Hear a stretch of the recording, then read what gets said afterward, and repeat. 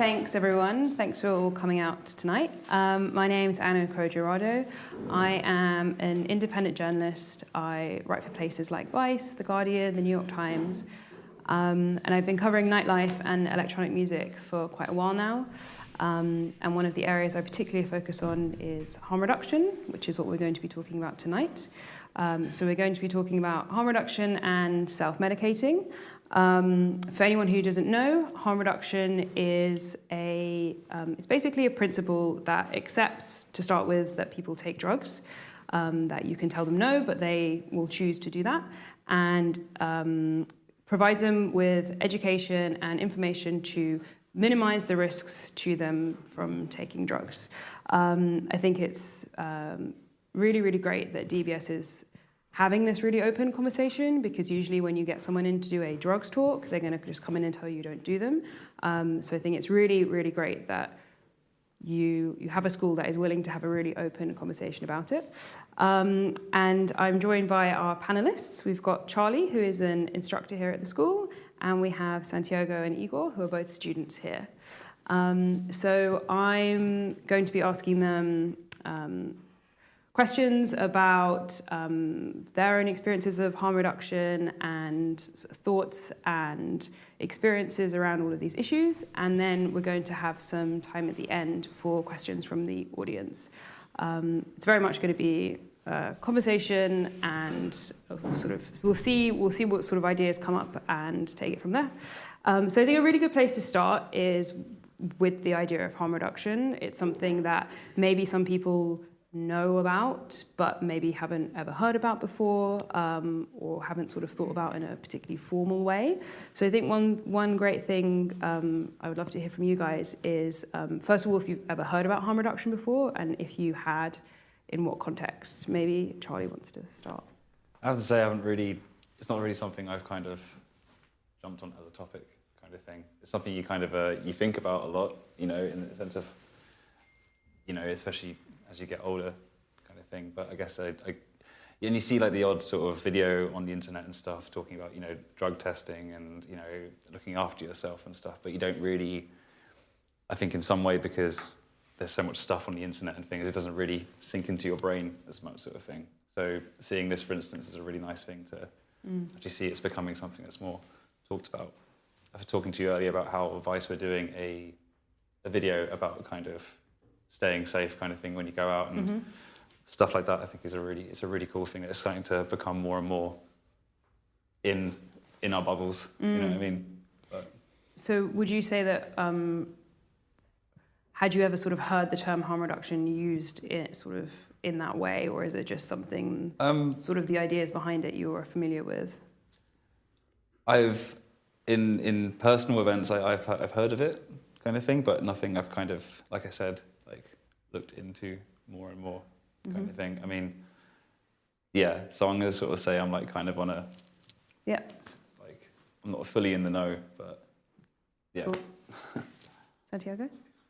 This is the first time that I hear the term. Yeah, I had no idea. Every time that I was introduced into drugs, it was just something that I was not supposed to do and stay away. So when you had drug talks at your schools or any other kind of educational place, was it very much a don't do drugs, that's the end of the conversation? Yeah, it was just don't do drugs, and they brought examples of people who were, affected by drugs, and they said that don't do drugs because this is what they do to you. But nothing really like this, nothing really in-depth about drugs. Same. I never had any talks, or even in school, they never showed us what drugs could do to you. I guess because I'm coming from a specific country that more or less everything is free, and no one has open topics like this. So this is one of my first as well. And I think it's really nice to hear something about it and to share the thoughts and experience with the other people and to hear their opinion about this. What about when sort of amongst your, because another big way that people get their drug education, if it's not through schools, is through their friends and their peer groups. How were drugs kind of talked about amongst your friends?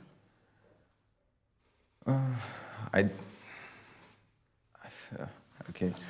I mean, I guess like how you start using drugs is like through friends, because you find out about something and then you're like, okay, let's try that and see how it goes. So I think it's more like a harmful topic rather than saying like, oh no, let's not do that. I think that's how you start, not how you end. Yeah. What about you guys? Sorry, Charlie. No, I mean, regarding school and friends, I think it's sort of like it goes hand in hand kind of thing. I mean, I've got quite a view on the education system with drugs, because when I was a kid, I mean, first off, just want to say, like, I don't envy the person that has to go in and talk about drugs to kids. Do you know what I mean? In school, it's like a really hard thing to do, especially when you've got teenagers and stuff who, it's to get control of that and sort of explain what it is and trying to be PC about it and this kind of thing. It's a really difficult situation, but I think the problem is, when I was a kid, they approached it in a way of just saying it's bad, don't do it. End of. They'd bring a policeman in, and obviously being a teenager, seeing a policeman, it's not exactly like the coolest thing. You're kind of sitting there going, right? And they play you a video which is like not really to the point. Do you know what I mean? But they never really sort of say why people take drugs. This was the thing. It was like the curiosity of that. It's like drugs are bad, but if they're so bad, then why people take it in the first place? Then that would just be swept under, and you'd always get the thing of like, oh, it's the bad crowds. Yep. So this is where the friends thing come in, the bad crowds kind of thing. But, when I was a kid, the bad crowds were the people who would kind of put you down for who you were kind of thing. Actually, maybe the kids who weren't taking drugs were the bad crowd, but that was never talked about. So, you'd hang out behind the bike shed, smoke cigarettes and do what you do, and, because they were the people that accepted you. But you would sort of, again, it wasn't really like, it wasn't really clearly aimed of like why people do it, escapism and all this kind of thing. And yeah, I think in education, I think one of the big problems is they don't talk to kids like adults in that sense. And I was very fortunate as a kid to have parents who were very open about drugs. My dad was in the music scene, and he's seen a lot of stuff, and he was always very kind of, aware you probably will, but just make sure you're doing something with yourself and don't get ridiculous.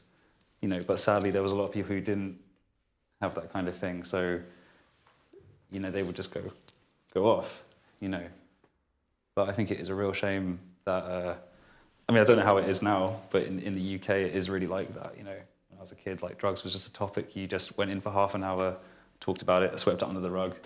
They would wipe their foreheads and go, I don't have to do that for the rest of the whole thing. Yeah, I think it still very much is that way, because as long as drugs continue to be illegal, it's very difficult for schools or any kind of institution to have open conversations, because it potentially opens themselves up to legal issues, and depending where you are in the world and how the laws are written, talking about it or being in any way seen to condone drug use can open you up to all sorts of problems. So yeah, it's very rare to get the space to have these kind of conversations. But I think especially in like the creative kind of area of things, when I was a kid listening to Nirvana or, Velvet Underground, you would see these people as kind of like your heroes kind of thing, but you wouldn't obviously know too much about them in the sense, but they were drug addicts at some point. And, it was one of those things where that topic was never really brought up even in school, about kind of depression, how that leads onto this kind of thing, and how someone could actually look really normal in your friend group, but actually be locking themselves in their room for 6 hours, do you know what I mean, doing drugs. And then the next day you see them and you think they're totally fine. I think it's topics like that which, more kind of actually in the real world kind of topics really than just a video. But yeah. And this is obviously an international school, and I mean Berlin itself is a very international city. What have been some of your experiences in terms of the party culture and the way that drugs are taken here compared to either other cities that you've lived in or your hometowns? Maybe Santiago, how have you experienced that? In my hometown, it's just very different. It's more alcohol. So I smoke a lot of marijuana, and when I started smoking, I lost a lot of friends. It was kind of very different from what he said. You know, the popular guys, people who were accepted, were the ones that drank the most and were to nightclubs. And you know, I smoked, and I started losing friends. And that was just weed. Like, other drugs were not even like in the scope of the mindset of the people where I grew up. So I think it's also like the environment, you know, where you grow up. And then what did you notice when you came here? What's been the sort of major difference? Anything that has either shocked you or surprised you? Well, the difference between the drugs, you know, like alcohol, and over there is more liquor, and here it's just beer. But then there's like ketamine, for example, which I've never heard of in Mexico, or speed, and like it's much more out there, much more present, and it kind of scared me a little bit.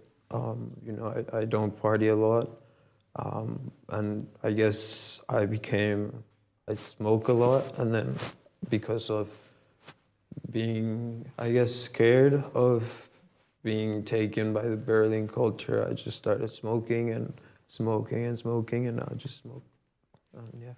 Smoke. A lot of smoking. A lot of smoking. But now it became a problem because I can't sleep because of smoking. I started smoking because I wanted to sleep, and now I can't sleep because of it. And it's really hard to stop smoking. And I'm going with doctors and neurologists and everything, and it's really, really hard. And it's because it was just that drug change, you know, from alcohol to weed. And well, yeah, that's it. Do you find it was easy to try and, because you mentioned that you speaking to a doctor, is that to try and smoke less? Well, I had a very big accident when I was 17 because I was drunk. I fell off a balcony and I broke my back. I was 15 days in a coma. I had a hematoma in my frontal lobe.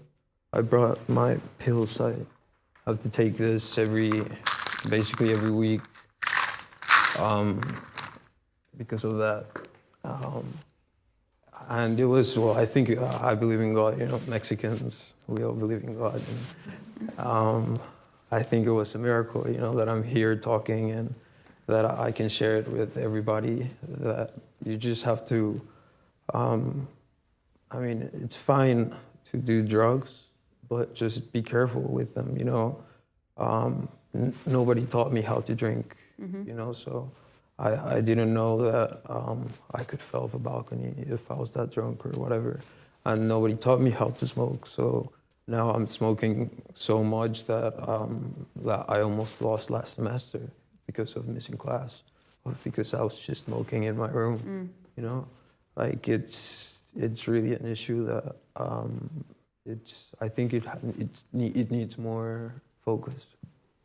It's really interesting talking about alcohol, because alcohol is a substance, and there are harm reduction principles applicable to alcohol just as much as any other drug. It's just the conversation around alcohol is sometimes different because alcohol is legal. Yeah.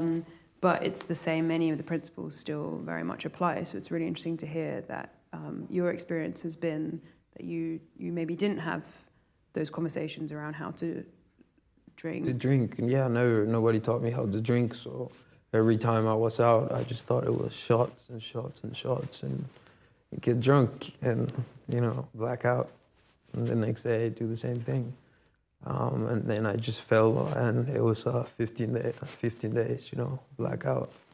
And it happened so fast, you know, like it's stuff that you don't, and then it took me, I was 1 year depressed. I was 100 kilograms, I was so fat. Then when I came here, I slimmed down, and it was a really hard struggle between like smoking and keeping my focus of finishing my school, you know. Yeah. Do you feel like you're more supported now and that you're able to kind of tackle some of these issues? Well, yeah, there are a lot of, I feel more supported. Obviously, I'm in constant contact with my doctors in Mexico, and they're very cool teachers here that like help you out if you need stuff, and they talk through and stuff. So, yeah, I feel better, and hopefully I'll get out of smoking a lot. What about you, Igor? What about, you know, I think this conversation also around alcohol is very interesting. What was been your experience of harm reduction in relation to alcohol and sort of drinking sensibly? And in my experience, it's actually horrible, because the place where I come from, it's also like that. It's people are drinking a lot, and I mean, the drugs are always present. They're present anywhere. Wherever you go, they're there. You cannot deny them. And anyone is doing them. Hiding, not hiding, it's there, present. Every town, every city, every little spot. So people there in my country, they're pretty judgmental about it, but they're doing it a lot. And the difference between here and there, they're doing there to forget things because the things are bad, but here they're doing it to have fun. I mean, anyone who takes them, they think they have fun, but like just different mindset. So, and people drink a lot there. So my experience with thinking is also like that. I never got taught like, oh, this is how you drink or you have a shot. The very common thing in our houses or whatever, we have a traditional drink called rakia, and that's like a spirit or something, and it has like 80% and it's like 55 degrees burning inside of you or whatever. So every house has that, and they're like, oh yeah, that's so crazy, you know, like every morning you take one and you're like, instead of coffee. So really will wake you up. Yeah, exactly. And everyone is like into that, drinking every night, going to clubs, to parties and stuff. And I was the most social person and the most like party freak ever. Like whatever it's there, let's take it, let's do it. And my friends and I, like, oh yeah, let's be one of those cool kids in high school who are always like smoking weed during the break and like snoring speed or something like that, or like drinking a lot, pass out, don't forget things, then talk about it later on in next day or whatever when you meet. And the point is that once my friends, we usually have this ritual of like coming, like everyone I guess, coming at my place or friend's place, and then we have a drink before going out. And he brought like his father's rakia, that schnapps, and it was like homemade thing. And then it happened this kind of a challenge with your friends where you always have like, oh, you cannot drink that, you're not the real thing or whatever. They told me you're not real Serbian. So like at that time my brain was like, oh, really? I'm not that one, I'll show you. So I drank so much of that thing, and we started going to the club, and that's the last thing I remember. The next thing I remember is that I'm in my bed at home after being in coma. My heart stopped, and I was mixing that with energy drink as well, which was the most horrible idea we had. But it was shown like everyone is doing it, so why don't we do it as well? So we had no control over that. And it was like a really, really bad thing. But what happened is that I didn't know that which is actually a good thing. Every time like some teenager or someone who's underage that does things like that, or even going for, I don't know how you call it, when they take over. Stomach. Yeah, exactly, yeah. They have this psychological thing, or like where people gather together and then they talk about their problems, why are they doing it, that, and they're trying to figure that out. So because of that, I had to go for those talks, but I didn't go with group of people. I actually went person to person, because my experience was a bit difficult, because they thought I'm going to die. They were like, he had 2 anesthesias and he's not waking up, so it's kind of really, he's not gonna make it probably. So yeah, when I came, I'm really actually grateful that I didn't came to Berlin when I was in that, because this town would literally eat me. Like, it's eating so many people, and like I have friends from here as well that like they got literally eaten by this town, and the whole Europe thing, because Amsterdam is there, this is there, like Prague is there, like all of those crazy ass cities are around you, and you can have so much freedom. No parents around, and I guess a lot of bodies who can be like, oh yeah, let's take some things and go crazy, not thinking about future and stuff. I mean, I was there, but I learned it on a really hard way, which was a panic attack that brought that. I can literally say that it took off 6 months of my life. Like, I couldn't talk to people, or I was scared to touch people, and I was scared to go outside. It took my brain to another place, and it's still there. But I'm trying to fight it. But yeah, it's okay. Going, still smiling, working, walking, whatever. Do you feel then that at least people are having good conversations around sensible drug use here, or is that not the case? I mean, like, I guess it comes with age. Like, if I compare myself, I'm sorry, I'm always comparing myself to everything, whatever I do, whatever it's someone else is talking. So, if I think it comes with age, because a monkey see, monkey do, you know? Like, so you go to this party and you see like bigger guys doing all of those things, you want to try it, and then you get caught into it. And I see my little cousin, he's right now into that age where he's like, oh, I popped LSD, man. Like, I see weird colors and stuff, and I'm like, yeah, sure. But like, and I think like once you get to I mean, some people never get out of it because they like it so much, and they're like living in the illusion and not trying to see what's in front of them. They cannot do it that long. I mean, like, it's nice for some times, but you cannot go further for longer because you get into more depressions and stuff. So I don't think that the talks with your friends or something is like, oh, let's stop it, let's not do it. I think it comes more with the age, right? Than with or like seeing things that you're not supposed to see, or see how someone else ended up, or like even worst case scenario, your friend or someone close to you get dies, or like overuse, how you say that? Overdose, yeah.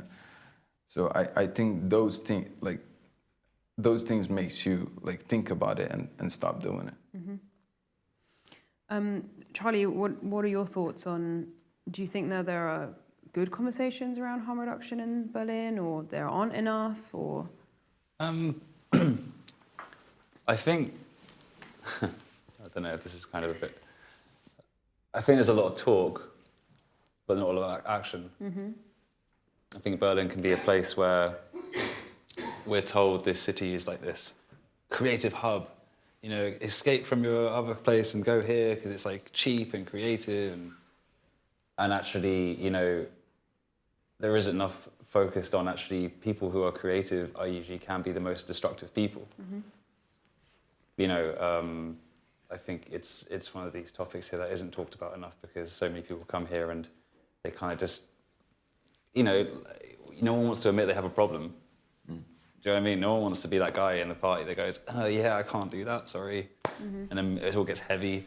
Everyone sort of just goes, oh, you're fun. Like, you know, no one, you know what I mean? No one wants that. So I think You know, the last time I have a conversation like this is like, you know, at 5 in the afternoon after a 2-day thing, and there's smoke in the room, and everyone's going, yeah, man, like, those guys who really are messed up, they take drugs all the time, and you're sitting there going, this is basically what you guys have just done for 2 days. Why are we having this conversation now, you know? So I think it is something that is talked about, but I think there is actually not a lot of actual help. That's the problem. You know, it's a city where, as you said, it can eat you very quickly. You know, and everyone comes here with like, this beautiful idea of what they want to be. Exactly. And then they go, yeah, I'm going to be a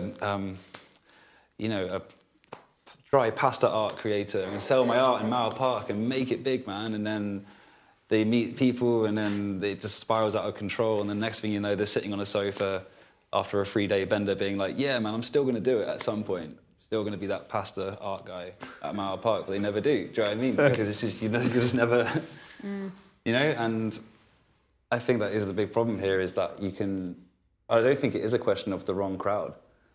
I just think it's actually more opportunity to, you know, be able to go to places that actually you can talk about this stuff in confidence, you know, like groups and help groups and stuff, which do exist here. But I do find they're kind of something people have to really hunt for and still feel quite ashamed to go to. I know from personal experience of friends who, you know, they had serious problems, you know, addictions, and for them to be pushed through a door to go to like a group was so difficult because they just didn't want to be that guy. And then suddenly having parties where they couldn't go to, they didn't want to be that guy, so they would just go there and, you know, now and again talk they've got a problem, but then it would just be laughed off by everybody. You know. It's also challenging when, because obviously you have addiction at one end where, and most of the support and the treatment for that is absolutely can't touch any substance. And then there is this other slightly grey area of maybe I'm doing this too much, where's the line, I don't know, is it a problem, is it not? That person maybe isn't physically addicted or doesn't necessarily have a problem, but still it's maybe a bit of a grey area. It is a grey area, but I think addiction is such a wide spectrum as well. Because very it's poorly also understood as well. You know, it's the same as like, you know, it can be very ritualistic, you know, or it can be the physical body element of it, or whatever, like the moment you once had with it, and you just want to get that moment back, but you're never going to get it again. You know, and I think that's one of the things, again, going back to education with it, is not talked about as well, you know, of what is addiction and why do people get addicted. You know, as you know, it's one of these things. I think it's like all you know is like, yeah, you shoot heroin once and then you're an addict. But which isn't actually true. Yeah, so you know, you hang around people who've been like, oh, I've done it once, mate. I'm not an addict. Do you know what I mean? And then that becomes, oh, he's all right. That guy's all right. So whatever, you know. And again, it's like, but just because you're not an addict, you know, in that sense of the physical use of it, you can still be an addict in the sort of routine of it. Yes. You know. Yeah. Just like when you give up smoking, the thing that you miss most, actually, especially if you're a roller, is the ritual of rolling a cigarette. You know. Yeah, I think the conversations in Berlin about that kind of stuff, again, it's talked about, but I don't think it's something that has any weight behind it yet. You know, until something happens, like you said, a personal level. You know, when you see something actually really go in a friend group or something, and you go, whoa. You know what I don't understand here about the Berlin? There are many people who are talking about like healthy life, eating healthy, vegetarian and stuff, and then next thing you see them in club going like, oh, what's going on? Like I lose myself and stuff. What's up with that as well? So like I mean, this.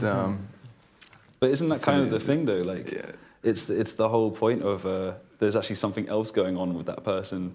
You can talk about eating tofu and doing all this stuff, but at the end of the day, like yoga, you can be still a destructive person. Yeah. You know, and you know, it's like when a city is so hyped up, or you hype up yourself so much. Yeah. You know, this year, man, I'm gonna be the best I've ever been, and then you have that 1 month where everything just goes to shit. Do you know what I mean? And then you just go, well, I deserve this. I'm just going to go and take this and go hang out in a club and destroy myself. And then it becomes like a rolling ball, you know? Yeah. Do you think it is possible to party, go out, take drugs, and also be a sensible person at the same time? 100%, yeah. Yeah. But Yeah, I do. Do you want to take this Go one? ahead. Because Yeah. Yeah. Yes. Yeah. I guess. I mean, why not? Well, I mean, there's often a judgment or a stigma that's, to your point, that in the same vein, no pun intended, that if you shoot heroin once, you become an addict. I mean, There are lots of people who think you take a pill once or take anything once and suddenly you're on a totally destructive path. what I've noticed here in Berlin is kind of related to the question that you asked me before. In Mexico, you just drink and you see some people just dead drunk and at 10 p.m. You know, and here Germans can handle for the whole weekend. You know, you see them on Monday coming up, so they know how to handle the drugs. You know, so I think that that answers the questions. You know, you can't take them if you're responsible with them, I think. But then it gets to a point where it does harm you. So I don't know where that line is. You know, that's what I think. Mm-hmm. also depends on the person. I mean, as you said, if they get caught into that too much, then there is no way. Like, I know I was a stoner. It's like nothing will move me out of this chair for next whatever. But in my head, I'm gonna be the biggest whatever, you know, whatever. Like a musician, I'll be the best musician ever. But it's still like 2 years later, I'll still be the best musician ever. You know, but yeah, sure, if you do it every second weekend, I guess, or I don't know, like if you have limitations and do your things and make your life how it is, then I guess you can be vegetarian and use it. As long as it's Yeah. vegetarian I drugs. think it's more in the fact people are actually scared to say no, in a sense, here as well. In the sense of like, maybe this weekend I just want to stay in and just watch Netflix and not do anything. And then you got your mates being like, oh, come on, man, got a guest list. Like, oh, yeah, okay, oh, Jesus Christ. You know, and I think that is one of the problems, is it's really hard to say no when everyone else is okay. I mean, you know, going back to the weed thing, like some people after a bender wake up Monday feeling totally fine, maybe a bit depressed, but I can get through this. Some people wake up going like, Jesus, and their brain's like banging around, you know, but it's also the whole thing of like admitting that to yourself, you know, like That's the most important. like same with cannabis, you know, how especially in Brighton where I'm from, like everyone was smoking weed, and that was so hard because, you know, when I was a kid, did it once, it was a horrible experience, and then I was straight away, it was just like, it's really not for me. Do you know what I mean? But you still kept doing it because everyone else was doing it, even though you'd go home and just like be paranoid and freaking out, and everyone else would be like sitting there going, man, like weed's great, it should be legal, it's so chill. And there's you being like, yeah, man, it's great. Like, stop staring at me. Like, so that, you know, I think that is the problem as well. It's okay to stay and chill out, you know? I think, yeah, that's kind of my view on it anyway. Some people can't, some people can't. Yeah. Yeah, that's true. So at what point, you know, we've kind of spoken about this before, but then sort of at what point do you start getting concerned that partying is becoming a problem? Or is that... But I don't think party is a problem. I think the person is a problem. And the person has to solve his issues before partying to party safe. Yeah. Thoughts? No, I don't have any. Like,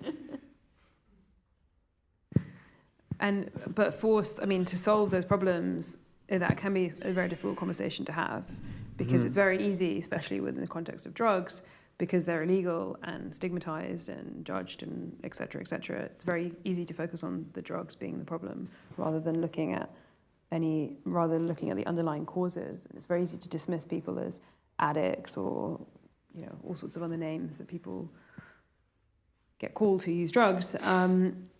But it can be very challenging to start addressing those underlying issues. I'm sorry, I have a thought actually. Like now if I think like, okay, so the first thing is like this, like whatever you forbid to a person, to people, to human, they want to touch it, they want to have it, they want to reach it somehow. So it's like kind of the same thing, like mind game with the drug or whatever that's illegal for people. So illegal, better, let's try it, let's have a look. But also it's gotten 21st century, and I mean there are websites where you can like order stuff and see what's inside of there, especially talking about like the ecstasy and those kind of drugs. So I think people should be more informed about what are they taking, instead of like just going in a club and meet someone and they give them that, because those things, like I heard stories and I know people who got like their heart not stopped, but like the muscles, they get contractions out of it. So like during this process of like ecstasy going through your body, the muscles are contracting, so like your heart muscle can get like stuck, so you can easily die on the spot. So I think it's really important to if you can never stop, and you will never stop, and no one will ever stop like letting people like use the drugs, but at least let's try to find a way to put something in there. I am 100% sure that there is a way to put something that's not that harmful, and it's like has, let's say, 98% of like not failing, rather than let someone else mix it and give it to you and sell it like that. Because how this world works is like money and business. So they don't care whether they give it to you and to users.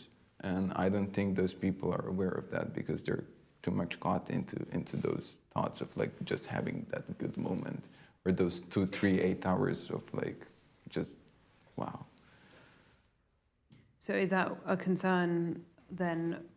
Basically you're talking about the risk of buying drugs that are either contaminated with something, or you don't know what's in them. I mean, drugs are not only ecstasy, MDMA, LSD, or whatever is there, like ketamine or whatever we were talking about. Every goddamn pill that we take, it's a drug. Yes. It's a huge drug. It's like legal drugs all around. Those drugs are not more harmful than the things that you take when you have a headache or something. They're also going to make you feel depressed, or you're gonna get and be you're gonna become a user and an addict to them as well. There's so many. There are more addicts about the aspirin and all of the other legal drugs than those party drugs, for sure. Yeah. So this is another huge topic to talk. I mean, as well. Yeah, the misuse of prescription drugs exactly. is a really massive problem. Sorry, whenever you go to psychologist and you're like, oh, yeah, I'm in so much depression and stuff like that, they give you so many drugs there that's super strong. And that's actually the thing that makes you way more depressive than you actually are. And those kind of things that they also need to stop. But again, it's a big business and a big market in that. Well, the use of antidepressants, if you find the one that works for you and is used in conjunction with therapy, in theory should help your depression. The problem with recreational drug use and illegal substances is that they don't come in a nice box with the correct dosing and all the sort of precautionary, the little leaflet that tells you how to take it. You have no idea, and you learn your dosing basically through your friends, even though the actual medical grade of some party drugs like MDMA, those are the effects of those on the body it can be no less harmful than lots of other substances. All of those things were used for armies mostly to get aggressive and to have more energy to go through the battles or whatever. But you also have I don't know, like before, I don't know when, I'm sorry, I'm just talking without any resources in my head, but in America before the alcohol was illegal, while the drugs, now we call them drugs, were legal. So in those parties, women had a cure against the headache, and it was actually a cocaine. They had a small ring, and they take a small dose, and they're okay, they're fine. They have a headache, a bit of a headache. And also the MDMA was used for couples who cannot have interaction with each other. How do you say that? Like, so this was actually a sexual drug, but legal sexual drug. That window was use. very small. Yeah.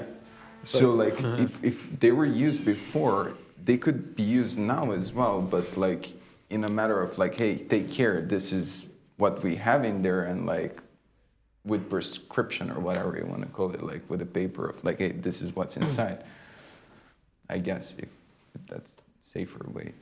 The only thing about that is, I've heard that argument so many times, especially using history as the reasoning of going back to what you're saying about what's in it, kind of stuff. You know, when you are around a campfire at 5 a.m. at a festival, and there's a guy being like, "Man, did you know like this used to like cure everything?" You know, and you'd be like, "Yeah, but what facts do you have on this?" And also, yeah, but they probably did, but you bought that off a guy in some alleyway or something. Do you know what I mean? Like, you know, it doesn't make it the same thing. Like going to your mate's house and picking up whatever.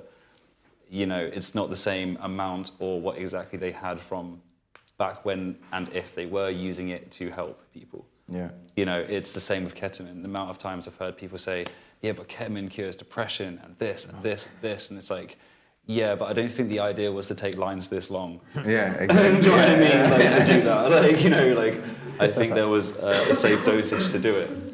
You know, and the amount of stuff they do cut in this stuff, I mean, like, it's crazy. Yeah. It's, I mean, even with, you know, and I also have to say, even with cannabis, because cannabis also sometimes I feel like isn't counted as like a harder drug in some sense, but, you know, like the amount of stuff people can spray on it and all this kind of thing, which can make you go crazy. Yeah. You know, it is a big worry, you know, what you put in stuff. You know? Yeah. Well, it can be also quite a, well, I'll make one point first, is that there is a big movement in research using things like ketamine and MDMA to treat all sorts of things in the mental health space. And so often the argument is, well, if MDMA is being used to treat depression, maybe I can just self-medicate with it by taking it to cure my own depression. All of the research is centered on the idea of taking it in a very controlled environment with a therapist. Yeah. So it basically acts essentially as an inhibitor. It makes you feel more comfortable talking with the therapist. It's never, none of the research is coming up with some idea that you can just take some MDMA at home or go out and that you'll cure your depression. Sort of one of the other kind of big problems that ends up becoming very cyclical is drugs are often cut with something, and it's often that contaminant that will affect and sort of have the really negative, potentially fatal effect. And then that in turn strengthens the argument that, oh, drugs are bad because this drug has killed this person or has done this harm, when actually it's more the context and the fact that it's an unregulated market, because there is no instructions for how to take them. So it just kind of goes around in a bit of a vicious circle. Yeah, no, totally. I mean, that is, I mean, drugs aren't the bad thing. I think it's what we do to them. Do you know what I mean? Because, you know, it is, like you said, it isn't regulated. And, yeah, I don't know. I mean, I've, you know, when you do, you know, look at like powder or whatever, you know, and, you know, there's drug testing kits you can do now. And it like, I was watching a thing about it, and it was scary how much stuff was in, you know, like a baggie of speed. You know, they just put like a little thing in there, and it was just like, I think like 2% of it was even, do you know what I mean, what it was meant to be. But the problem is, I think, I mean, and this is just like obviously this is my personal view, but I do think the amount of information there is on the internet now is one of the big problems of debate between, or dividing people on their views of drugs. And that's including you know, young people as well who think it should be legalized, you know, and like. Do you think it should be like regulated? I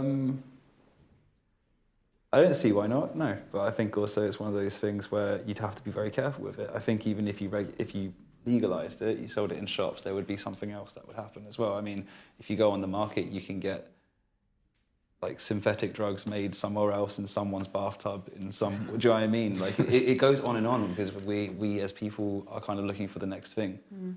And with like the dark web and stuff where you can purchase whatever, you know, it's like, you know, speed is one thing, but then you can get like nuclear reactor juice, do you know what I mean? And people will start putting that up their nose, you know, but the problem is with the information that's out there, with blogs that come out and stuff, with information that this is good for you, actually the government lie about this, you should take this more or whatever, that is the big problem. I think young people are just as confused now, you know. Just how in England, how once we made it a Class C to a Class B, and they did that overnight without telling anyone, so everyone's confused what the law was. Mm. So is it safe or isn't it? Like, what's going on? Like, will I get arrested? Won't I? You know, it's like, it's the same thing, but the difference is now when you go on Facebook, you see a news feed, there's so much information, no one knows what to believe about intoxication. You know, as you were saying about no one taught you how to drink, kind of thing, people are relying on the internet for that. And it still shocks me that people don't think that people can't lie on the internet, you know. And it's kind of a weird thing that, you know. What? Sorry? The idea of people reading, you know, getting the internet for their resources of information, when, don't get me wrong, there are stuff out there which I believe is good information, but also it's information that you want to read. That's why it's good. Do you know what I mean? It's like the same thing as like, you know, it's what you want to hear, therefore you will read it. Yeah, I mean, you have to know how to research, know what you're reading. True. But, I think that is a very good point in relation to drugs and harm reduction, because it can actually be incredibly difficult to get good, accurate, evidence-based information about sensible information about drugs and how to take it safely. And weirdly, a lot of the websites sort of were built on kind of Web 1.0, and they look really budget, and you sort of think, oh, this can't be right because this website doesn't look like a website should, even though actually some of those websites contain some of the most accurate information.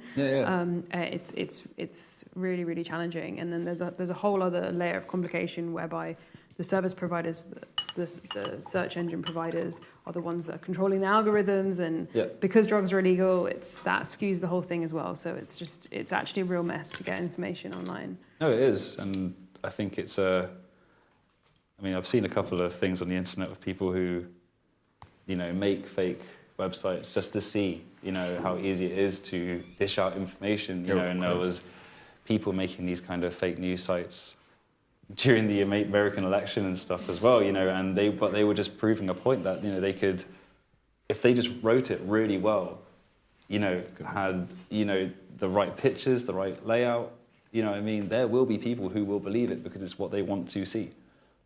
So, you know, if you're a ketamine user and you find a website that's like, ketamine's really good to you, man, you're going to be like, well, I'm going to believe that because that's totally like, I totally agree with what he's saying. You know, you don't think otherwise. I think before we open up to questions, one thing I also wanted to touch on is, given that, you know, we talked about how, you know, we're all part of the creative industry and the, you know, music industry and other creative pursuits. There is, especially in the music world, partying can often become part of the job.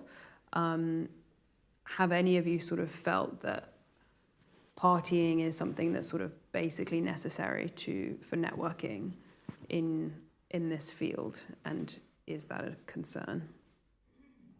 I think for networking, yes, but I don't think partying necessarily means getting drunk or drugged.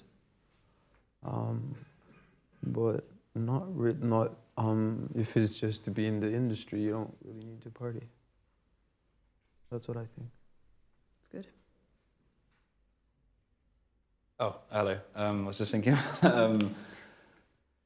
I think nowadays it's becoming more and more actually easier to do business without the partying. You know, the backstage vibe does chill out a bit more. It's kind of become cooler if you just want to do your gig and go home, kind of thing. You know, people kind of envy that if you have an early set now. And it's like, oh, what time are you playing? 1 in the morning. It's like, oh, lucky guy. You know, I can go home straight away, get a good night's sleep, you know. But I think back in the day, it was a lot harder.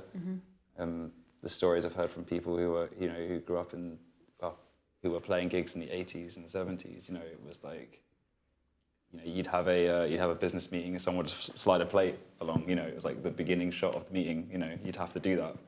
But I think now it's becoming a lot better because actually I think it's because a lot of producers and DJs and musicians are coming out and talking about mental health. And they're saying about their past, they're actually not shying away from it now. People are saying, you know what, once I was this and it really messed me up.